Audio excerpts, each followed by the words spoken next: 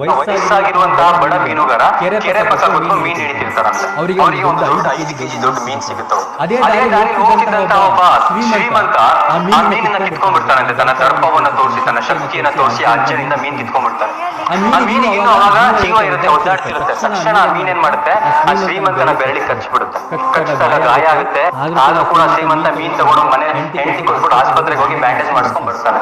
ಒಂದ್ 15 ದಿವಸ ಆಗುತ್ತೆ, ಗಾಯ ಮಾಯದೇ ಇಲ್ಲ. ಅವ್ನು ಆಸ್ಪತ್ರೆಗೆ ಹೋಗ್ತಾನೆ. ಆಸ್ಪತ್ರೆಗೆ ಹೋದಾಗ ಡಾಕ್ಟರ್ ಹೇಳ್ತಾರೆ ಇದು ಗ್ಯಾಂಗ್ರೀನ್ ಆಗಿದೆ, ಬೆರಳು ಕಟ್ ಮಾಡ್ಬೇಕು ಅಂತ. ಸರಿ, ಬೆರಳು ಕಟ್ ಮಾಡಿ ಇಲ್ಲಿ ಬ್ಯಾಂಡೇಜ್ ಹಾಕ್ತಾರೆ. ಇನ್ನೊಂದು 15 ದಿವಸ ಆಗುತ್ತೆ, ಗಾಯ ಮಾಯ ಎಲ್ಲ ಮತ್ತೆ ಹೋಗ್ತಾನೆ. ಅವಾಗ ಇಲ್ಲ, ಈ ಕೈ ಪೂರ್ತಿ ಗ್ಯಾಂಗ್ರೀನ್ ಆಗಿದೆ, ನಿಮ್ಮ ಅಂಗೈ ಪೂರ್ತಿ ಕಟ್ ಮಾಡ್ಬೇಕು ಅಂತಾರೆ. ಅಂಗೈ ಕಟ್ ಮಾಡ್ತಾರೆ. ಶ್ರೀಮಂತನ ಹೆಂಡತಿ ಹೇಳ್ತಾಳಂತೆ, ಅಯ್ಯೋ ದೇವರೇ, ನನ್ನ ಗಂಡನ ಯಾಕೆ ಇಂತ ಶಿಕ್ಷೆ ಕೊಟ್ಟೆ, ಅವ್ರು ಯಾರಿಗೆ ಏನ್ ಕಷ್ಟ ಕೊಟ್ಟಿದ್ರು, ಯಾರಿಗೆ ಏನ್ ಪಾಪ ಮಾಡಿದ್ರು ಅಂತ ಹೆಂಡತಿ ಹಿಂದೆ ನಿಂತ್ಕೊಂಡು ಹೇಳ್ತಾರಂತೆ.